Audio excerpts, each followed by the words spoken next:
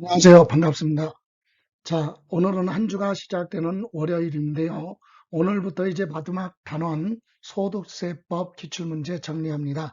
소득세법은 크게 두 가지, 부동산 임대사업소득하고 양도소득에 대해서 시험에서 출제가 되는데, 그중에 임대소득은 매회 한 문제에서 많게는 두 문제까지도 출제가 됩니다. 그래서 이번 한 주 동안은 임대소득에 대해서 한 9문제 정도 정리할 건데요. 임대소득은 범위가 좁기 때문에 임대소득에 관련해서 계산하는 문제 제외하고 물어보는 지문은 한 10개 정도만 압축을 해서 여러분이 그걸 암기하라는 게 아니라 이해를 하고 있으면 충분히 답을 고를 수 있다는 점을 확신하고, 자, 그 지문 한번 점검을 하고 그리고 문제로 들어가겠습니다. 자, 준비되셨죠? 자, 임대소득의 예상되는 필수 지문, 항상 알고 있어야 되는 지문 첫 번째가 공익사업과 관련하여, 여러분 임대소득은 부동산을 타인에게 사용수익하게 하고 대가받는 게 임대소득이에요. 그리고 부동산상의 권리, 그러면 지상권, 지역권, 전세권, 임차권, 대여로 인해서 발생하는 소득도 임대업의 소득입니다. 그런데 그 중에 공익사업은 일시적인 거지 지속적으로 반복적으로 발생하는 것이 아니기 때문에 공익사업과 관련하여 지상권이나 지역권을 설정 대여로 인해서 발생한 소득은 임대업의 소득이 아니다. 그럼 뭐냐? 기타 소득으로 과세합니다.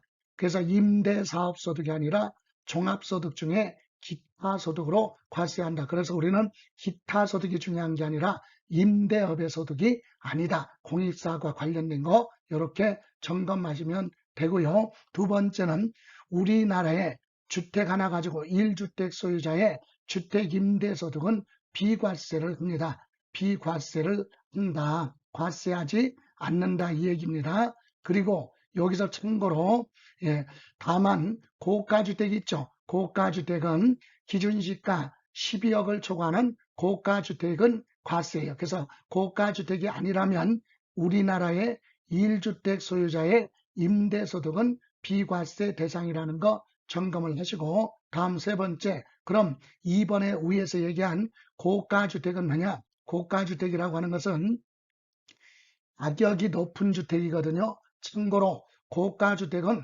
소득세법에서만 고가주택이란 용어가 나옵니다. 소득세법 중에 지금 공부하는 임대소득 있죠.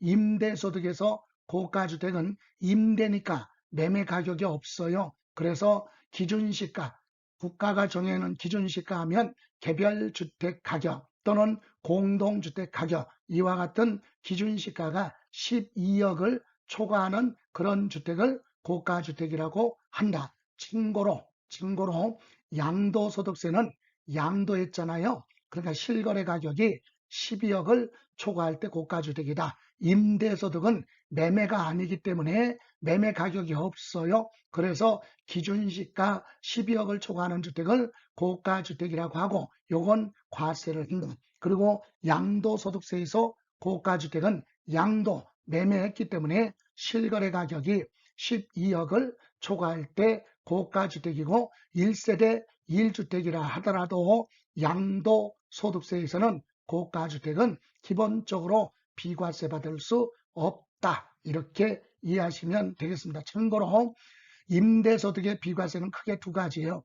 지금 2번에 나와 있는 1주택 소유자의 주택임대소득 고가주택이 아니라면 비과세 대주죠. 또 하나는 전담, 농지를 직물생산에 이용하게 하고 대가받는 것도 임대업의 소득이다. 이렇게 소득이지만 비과세한다. 그래서 비과세는 두 가지, 전답을 작물생산에 이용하게 하고 대가받는 거 비과세. 국내의 1주택 소유자의 임대소득은 비과세인데 고가주택이 아닐까. 요거 다음 네 번째, 1주택이냐 2주택이냐 그것을 판단할 때 다가구 주택은요, 전체 주택 한 개로 봅니다. 3층짜리 다가구 주택은 전체가 주택 하나로 봅니다. 다만 가구별로 구분 등기가 되어 있는 것이 있어요. 한시적으로. 그런 경우는 각각 주택으로 보지만 그렇지 않은 경우는 전체가 주택 하나로 보고 이런 주택 하나 가지고 임대사업을 하고 있다면 비과세 혜택을 주겠다라고 하는 내용입니다. 자, 그리고 다섯 번째, 그럼 공동소유주택 요거 신경 써야 됩니다.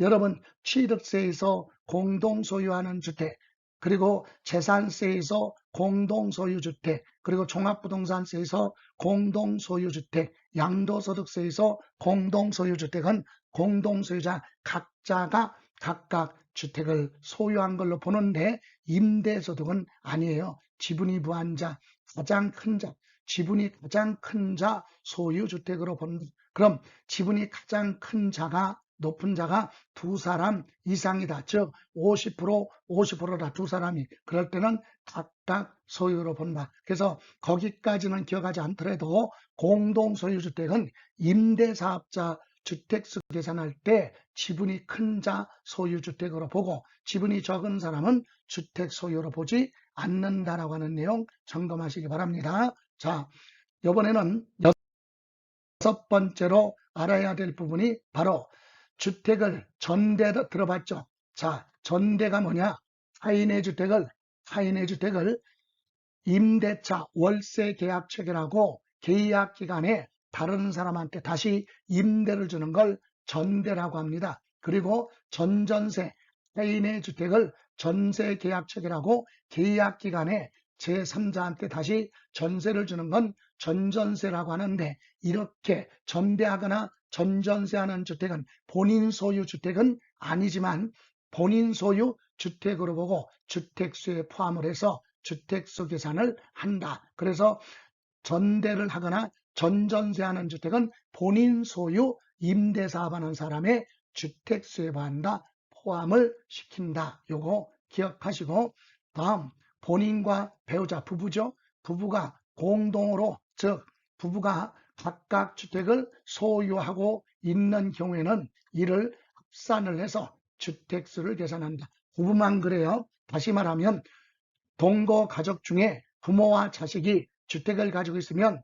합산하지 않아요. 그런데 본인과 배우자가 주택을 하나씩 가지고 있다면 둘이 합산해서 이 1세대 1주택이냐 아니냐를 판단하기 때문에 본인도 배우자도 1세대 1주택자에 해당하지 않는다. 이를테면 남편 소유 주택은 가족이 거주하고 배우자 이름으로 되어 있는 주택은 임대사업하면 배우자 입장에서는 주택 하나로 보느냐? 아니에요. 배우자 입장에서는 남편이 주택이 있으니까 1세대 1주택자가 아니기 때문에 비과세 받을 수 없다는 거 기억하시기 바랍니다. 다음 여덟 번째로 기억할 것이 자 간주임대래요. 여러분 임대라는 것은 뭐예요? 월세 받는 거거든요. 그러면 전세는 월 임대소득이 발생하지 않기 때문에 소득세가 부과되지 않겠죠. 그런데 다만 3주택 이상 소유자의 보증금이죠. 전세 보증금이든 임대차 보증금이든 합계가 3억을 초과하면 그 보증금에 초과하는 금액에 대해서 이자를 계산해서 월세 받은 걸로 본다. 그게 간주임대래요. 그러니까 3주택 이상 소유자의 보증금 합계 3억을 초과하면 임대로 받는 거 말고 별도로 보증금에 대한 이자를 계산해서 간주 임대료로 계산해서 총수익금액에 산입한다. 그럼 2주택이면 간주 임대료 계산하지 않는다는 얘기죠. 다음 아홉 번째로 총수익금액 1년 동안에 총 받은 입금된 총수익금액이 비용을 공제하기 전에요. 매달 받은 거 해서 1년 동안에 받은 총수익금액이 2천만 원 이하인 주택임대소득이에요. 주택임대소득에 대해서는 종합소득이나 본인의 종합소득에 합산하거나 아니면 분리과세 둘 중에 하나를 선택할 수 있다.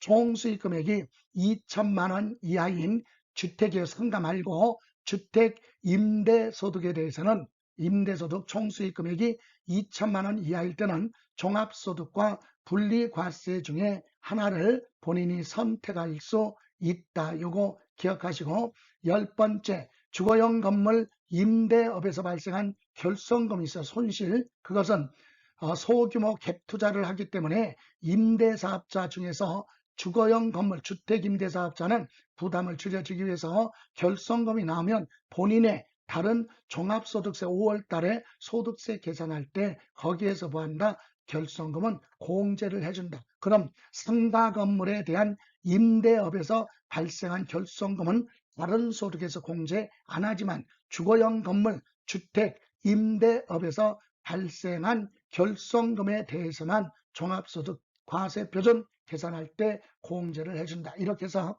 1번서부터 10번까지 10개의 지문만 정확하게 여러분이 이해하고 있으면 충분히 답을 찾을 수 있는데, 그럼 기출지문 한번 문제로 가봅니다. 자, 1번 소득세법상 거주자의 부동산 뭐예요? 임대업에서 발생하는 소득에 대한 설명 틀린 거. 지역권을 대여로 인해서 발생하는 소득은 사업소득이다. 맞습니다. 지상권, 지역권, 전세권, 임차권, 대여로 발생하는 소득도 임대업의 소득이기 때문에 지상권도 2번 임대업의 소득이 맞습니다. 다만 여기서 요 1번과 2번 지상권이나 지역권에 대해서 공익사업에 관련된 거라면, 공익사업에 관련해서 발생한 소득이라면 그건 임대사업으로 보지 않고 기타 소득으로 가는데, 공익사업과 관련됐다 그런 단서가 없으니까 임대사업소득에 해당이 됩니다. 다음 3번 미등기 부동산 임대하고 대가받는 것은 사업소득이 아니다. 틀렸어요. 그죠? 예, 틀렸습니다. 왜? 등기 여부는 따지지 않고 등기를 하고 임대를 하던 미등기 부동산을 임대를 해주던 임대로 인해서 발생하는 소득은 뭐다? 부동산 임대 사업소득에 해당이 됩니다. 그래서 이 부분이 틀렸다. 다음 4번 자기 소유 부동산을 타인의 담보물로 대신 제공하고 그 대가를 받고 있다면 그것도 임대사업의 소득으로 봅니다. 또 외국에 소재하는 주택, 우리나라가 아니라 외국에 있는 주택에 대해서는 주택수 따지지 말고 고가주택 여부를 묻지도 말고 전부 다 과세를 합니다. 그래서 해외 자산 임대를 해서 발생한 소득은 종합소득으로, 즉 임대사업소득으로 소득세 납세 의무가 있다. 이렇게 해서 틀린 건 3번이 되겠습니다. 그러면 2번 소득세법상 거주자 부동산 임대와 관련하여 발생한 소득에 대한 설명으로 틀린 거, 부동산 임대사업이죠. 그럼 외국에요. 외국에 소재하는 주택임대소득은 주택수 1주택, 2주택 관계 없고 고가주택 여부에 관계 없이 전부 다 뭐한다? 과세가 된다. 맞습니다. 다음 3주택이죠. 3주택 이상 3주택을 소유하고 있는 자가 받은 보증금 합계 2억. 여기서 3주택일 때 소형주택은 제외되거든요. 소형주택은 전용면적 40제곱미터 이하고 기준시가 2억 이하는 주택수 계산에서 제외합니다. 그것을 제외한 3주택 이상 소유자의 보증금 합계가 3억을 보여야 돼요. 초과해야 돼요. 근데 보증금 합계가 2억이라고 그랬잖아요. 이런 경우는 간주 임대료를 계산을 해서 사업소득 총수익금액에 산입한다. 틀렸습니다. 어디서 2억이 아니라 3억을 뭐하라? 초과해야 됩니다. 3억을 초과할 때 간주 임대료를 계산한다는 거 반드시 얼마요? 3억을 뭐할 때? 초과할 때 간주 임대료를 계산한다. 그거 자, 이번에는 3번 2주택이에요. 2주택하고 또 하나 2개의 상업용 상가 건물을 소유하고 있는 자가 보증금 받은 경우 2개의 상업용 건물에 대해서는 안주 임대료를 계산해서 사업소득 총수익금액에 산입한다. 맞습니다. 왜? 주택은 2주택까지는 간주임대료 계산 안 해요. 3주택 이상부터 간주임대로 계산하기 때문에 2주택은 전세보증금 받은 거 있죠? 자, 임대소득이 발생 안 하니까 간주임대로 계산하지 않고 상가부동산은 하나든 두 개든 다 간주임대료를 계산합니다. 그래서 맞고 4번 주택임대소득이 과세되는 고가주택을 했어요. 여러분 고가주택은 가격이 높은 주택인데 고가주택은 임대소득은 매매가 아니라 임대니까 매매 가격이 없어요. 그래서 기준시가 12억을 초과하는 주택을 고가주택이라고 한다.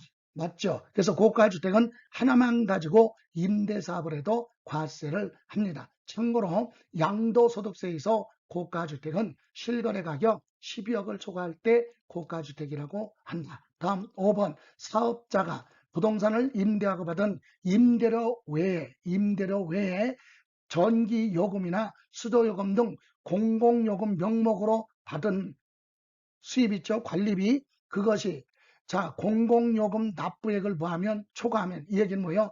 전기요금이나 수도요금은 공공요금인데 그것을 납부하고 남는 금액이라는 얘기예요. 초과할 때 그 남는 금액은 초과하는 금액은 당연히 사업소득 총수익으로 보고 소득금액 계산에 들어가서 소득세 계산이 됩니다. 과세가 된다는 얘기예요. 다시 말하면 임대료 말고 상가 건물 같은 경우에 관리비를 받았어요.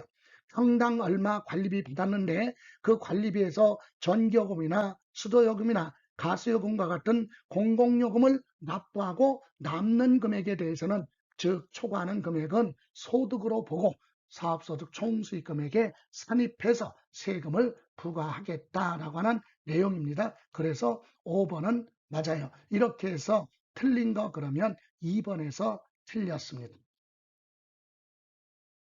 자, 오늘 고생하셨고요. 한 주간 활기찬 한 주 되시라는 측면에서 오래간만에 우리 화이팅 한번 하고 외치고 마무리하죠. 자, 준비되셨죠? 다 같이 화이팅! 네, 지금까지 김성래였습니다.